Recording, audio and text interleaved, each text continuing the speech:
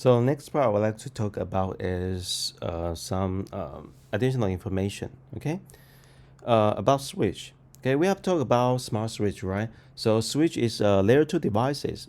It takes an active role. So after we explained what is the difference between a smart switch and the hub, okay, you know what is active means, okay? So switch will store and forward Ethernet frame, like IP router will store and forward IP diagram, right? And for those switch, okay, they will examine the incoming frames, MAC address, and selectively forward frames to one or more outgoing links. Okay, so selectively means you have to check out the switch table. Okay, so the smart switch will automatically learn where the frame comes from and what is the source MAC address and what is the corresponding port, and we record the source MAC address and the corresponding port and the switching table. So that every time when a new frame comes, and you know where it should send, rather than do broadcasting, right? So switch is a transparent device. Okay, the host is unaware of the presence of a switch. Okay, because switch will do broadcasting automatically and do selective forward automatically, and it's plug and play self-learning. Okay, we mentioned it before. And switch, and again, switch is very similar to a router. So if like crossbar, we mentioned in the router, okay, A prime, B prime, C prime. If they can do the communication, they can do the transmission simultaneously. Okay, so no collision happens. Okay, and again, as we mentioned before, the switch table, okay, switch learns which host can be reached through which port. Okay. Okay, we skip this part because we have talked about switch in the previous page right here. Interconnecting switch, and usually if we need a lot of different ports, so we'll connect switch like this two-layered hierarchical structure. So when A would like to talk to C, it will need to send a frame to switch S1, and switch S1 knows C is at certain port, so it doesn't need to do broadcasting. Okay, but if it does not, if A would like to talk to H, okay, then S need to send a frame to S4, and S4 knows it is under certain port. It will send to S3, and S3 send the frame to H. Okay, so that is very straightforward, and I think that's the same thing. Okay, and in small institution, usually we have multiple switch connected to each other, and we have one single router to external network. Okay, switch and routers are very similar. They both do store and forward, but routers they focus on diagram, and switch focus on frame. They both have forwarding table, but routers has forwarding table. The table is calculated by routing algorithm. Okay, but the switch use switch table. This switch table is automatically learned by the observed frame. Okay, and there might be ops table op packet. There might be DHCP packet. Any packet, any frame. Okay, switch will do self-learning. Okay, that's it. And next topic is virtual lab. Okay, VLAN is very simple, so it's very straightforward. So we simply take a look at this figure. If I have a switch and it has 16 ports, but my subnet is very small, so basically you can define virtual LAN, VLAN, by software. So take a look at this figure. The red ports are single subnet, single LAN, and the blue ones, okay, they form another subnet. They are not connected with each other. So simply, they have a multiple. They operate as multiple virtual switch, but you can simply just do these things by using configuration, using software. Okay, this is very simple. And even more, you can do VLAN like this. If you have two switches, one is bigger, the other is smaller, you can configure a port. Which port is the red subnet? Which port is blue subnet? And you can connect these two switch by using a trunk port, which is the white ones. So that is very simple, very straightforward. Okay. Sometimes if you have but basically you can use multiple switch to differentiate different pieces in with different subnet. But if you have only limited port, you can use VLAN.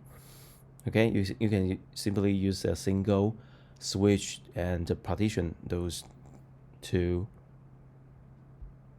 subnet. Okay, so I think that is the LAN, all the topic of them. But I'd like to show you some view graph. Okay, you have to read this view graph by yourself because they are simply just a simple introduction to data center. So how data centers are built. Okay, but I think it is very simple and easy for you to understand. So just take some time to read textbook or the slide. Okay, and the last one is a very interesting example. It is a day in the life of a web request. So I would like to I will not cover this part because I think it is an important section that you can examine what you have learned in all the previous network technologies. So basically, it includes switch, routers, DHCP server, HTTP proxy, HTTP. A lot of different concept has been integrated in this small section. So I recommend you read this section by yourself. You can either read the slide. Okay, make sure you understand when you use a diagram, when you use a frame, when you use a TCP segment, and what is the IP address, what is the MAC address you use when you do all the communication. Okay, if you have no problem with this specific example, and then I think you probably know everything about a LAN, and I think it's very good for you. Okay, to read all this material. Okay, so that is chapter number 6. Okay, so I would like to show you some picture of the commercial product. Okay, so that is based by pages. Okay, and right here is wireless devices. Okay, so if you take a look at, for example, we like to buy some switches.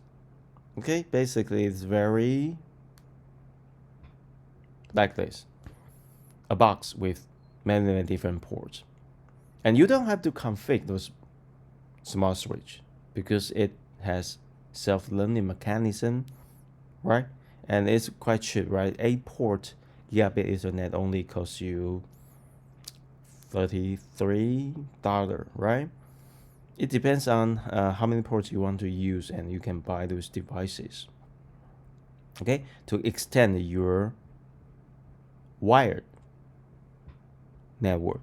Okay, let's take a look at some wireless Wi-Fi devices, and you can see that it is apparently a access point, right? Because it has several antennas, but it called the category is routers, but actually I don't think it is a it is actually a router, because in your home network, even if it indeed has router functionality in your access point, but I think the router does not participate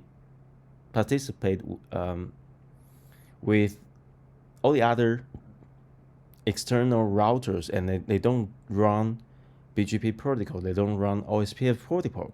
They simply just have a very simple static routing rule, which is if the IP address is internet and goes to internet, and the IP address is in my subnet and the packet will be forwarded to the subnet. I think that's all. So I don't think it is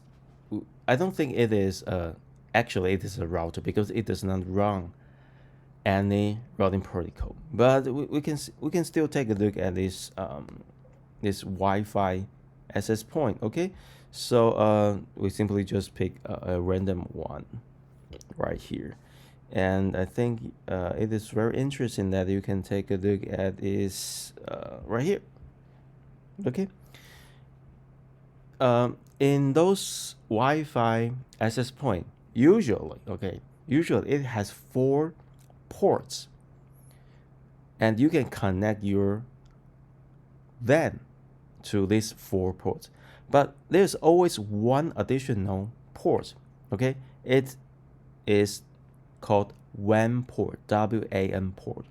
That means if you have ADSL modem, okay, you should connect this your ADSL modem to this WAN port. If you have a cable modem, you should connect your cable modem to this WAN port. If you have a real router, you should connect your router to this specific WAN port. Okay, and that's it. Okay, so I think we will show you more some more detailed pictures of access point next time when we talk about Wi-Fi. Okay, so next one is wireless. Okay, again we have some introduction right here. Wireless mobile network, and currently mobile network is much more popular than wired network, because it's very convenient, right? So wireless means you have a communication over wireless link, but make sure you understand the difference between wireless and mobility. Mobility means maybe I can draw a figure right here. For example, we have a access point right here. So basically, access point has a communication range. So you have a notebook right here. You have antenna, right? You can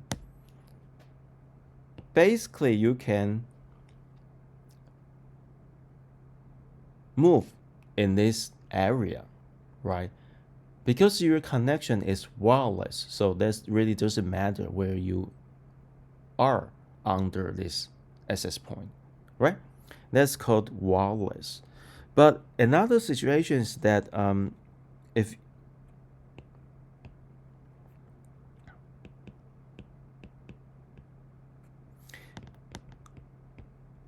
if you bring your laptop on a high-speed train, okay,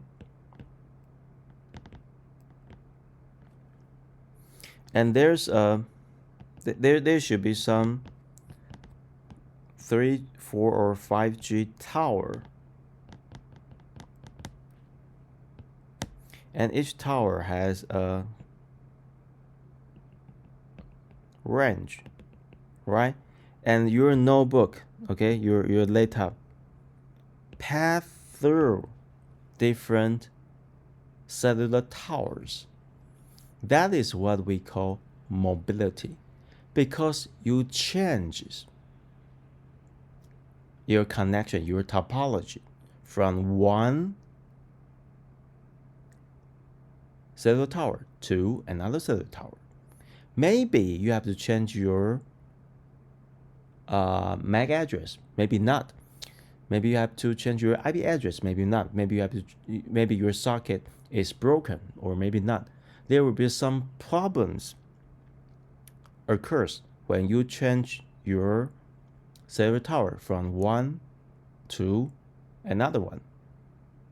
But if you move under one single access point, it really doesn't matter, because you don't have to change your link between you and your access point. So I think that is the difference between wireless and mobility, and we will talk about more when we talk about mobility next week. Okay.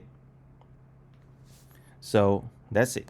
So let's just take a look at some terminology used in the wireless network. So wireless host is laptop, smartphone, IoT device, anything. If you have an interface card, which is good, and you can connect it to wireless network. Okay. Next one, base station. Base station basically it make both access point and cellular tower. They are base station. So basically they connected to a wired network. Okay, so those base station will relay wireless signal to wired signal. So responsible for sending packet between wired area network, wired network and wireless network. Okay, cellular tower and body and Wi-Fi, they are both base station. Okay.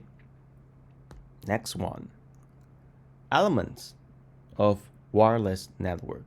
Wireless network typically used to connect mobiles to base station. Okay, also used as backbone network link. Mobile access protocol coordinate link access because they all use electromagnetic wave to communicate with each other, right? So various transmission rate, distance, frequency band. So here is the characteristic of selected wireless link. So basically, when we talk about wireless link, two different major technology we are inferring to. One is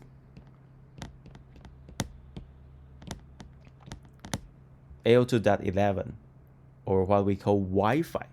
Okay, that is one part. The other is 3G, 4G, 5G network. Okay, Wi-Fi is invented by computer scientists. Okay, and basically it is a wireless version of Ethernet. So they both use CSMA mechanism. Okay, and the range of Wi-Fi or Ethernet is quite short, because less than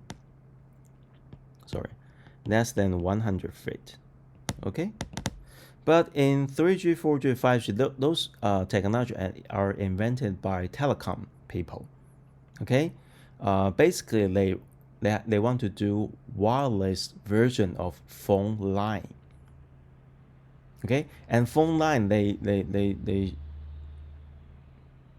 a phone line, maybe it is larger than 1 kilometer or 10 kilometers. Okay, they have two different concepts to design a wireless network. Okay, one part is from Ethernet, the other part is from phone line. Okay, there's several technology right here. Okay, basically you can see that Wi-Fi is right here and 4G, 5G is right here. Okay, so they have different targets.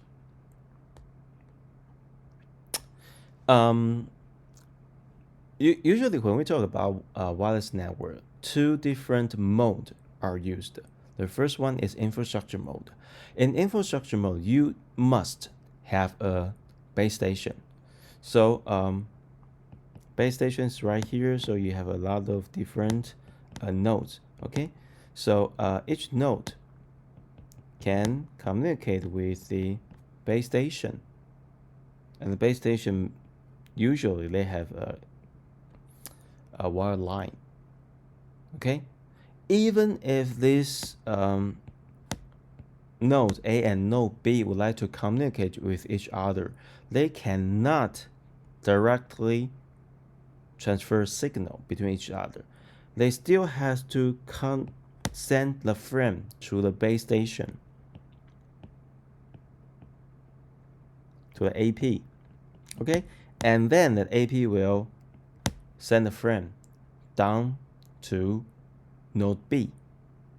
Okay, so in infrastructure mode, you should have a base station or access point cellular tower. Nodes under the same base station cannot communicate with each other. All the communication should pass through the base station. Okay, we will talk about handoff later. Okay, so that is one of the mode, infrastructure mode. The other one is called ad hoc mode. In ad hoc mode, no base station. Okay, there are some very specific situation that you cannot set up a base station. For example, in a sea. Okay, we have maybe you have a lot of ship, but you don't have you cannot set a base station, right? Because you don't have a master base station. You don't have a wide link, right? So in this case, take a look at the left hand side. Each node can communicate with the neighboring node.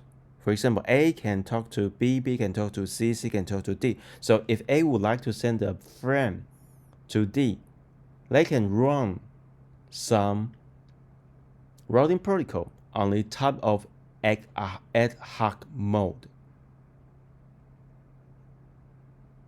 But if some other nodes which is not connected to nearby this ad hoc network, so it is disconnected from the network. Okay, so that's ad hoc mode. Sometimes in desert or in the ocean or in the space, they do have ad hoc mode wireless network. Okay, and at that moment, when you use ad hoc mode, nodes can directly transmit frames to other node. Okay, so that is two different types of mode, and I would like to show you something about some other things. Okay, take a look at this figure at the left hand side. Okay, so maybe you at home you have an ADSL modem, right? And you have AP runs at the router mode. Okay, so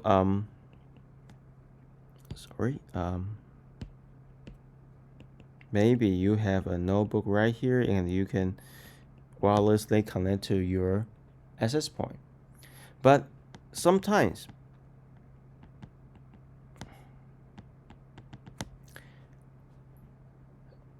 for example, you have a house with multiple floors, multiple levels, or your house is very big, so a single AP cannot reach to your laptop far away. So for access point, it has a certain service range, right here. But I'd like to introduce another terminology called mesh network. Okay, mesh network. A mesh network looks like this.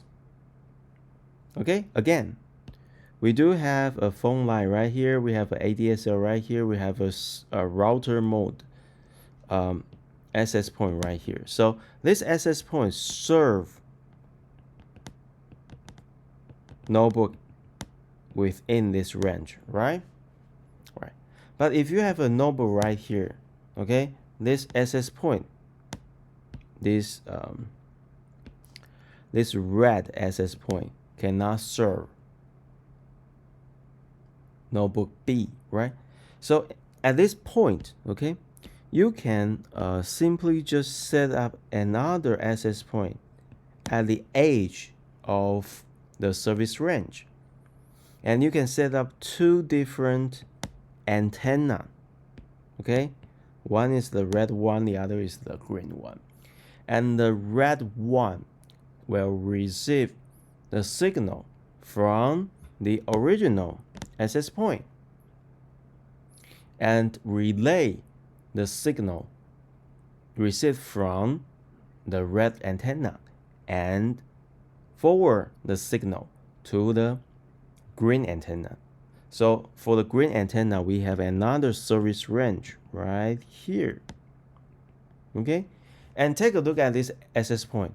Currently, it acts as a bridge, right? But in previous hour, when we talk about bridge, it has two layer 2 technology, right? But currently, this access point, they simply just use two antennas, and one use, for example, 2.4 gigahertz to communicate with the red access point, and use another antenna with different frequency, which is 5 GHz, an example, to communicate with data B.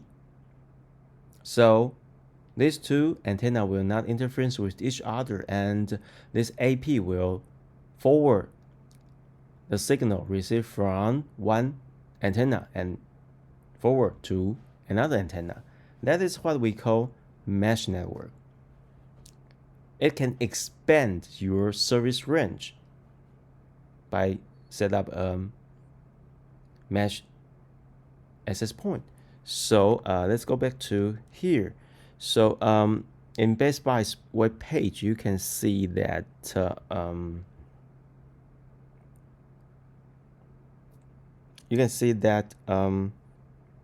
here we have a mesh Wi-Fi, right? So basically, a mesh Wi-Fi set may have 2 or 3 or even 4 different access point, and one of the access points should connect it to your cable modem or fiber ADSL, and the other two mesh access point, okay, they can be placed at the edge of your service range to extend your service. Okay, so that is the mesh network. Okay, so take a look at this was network taxonomy. Okay, we have infrastructure mode, we have ad hoc mode. Okay, for a single hub infrastructure mode, host connected to base station, no matter it's a Wi-Fi access point or it is a cellular tower, which connects to larger internet. And usually, cellular tower has a Wi-Fi or has a fiber network, and Wi-Fi has Ethernet connected to the larger internet. Okay, so ad hoc mode, they has no base station, they have no connection to larger internet. Okay, so for multiple hubs, okay, as I mentioned before, we have mesh network right now, and for multi-hub infrastructure mode, no base station, no connection, okay, maybe relay to each other, and you don't have to care about this terminology. Okay, so I think that is the basic introduction to wireless characteristics. Okay, so we stop right here. We'll continue next video.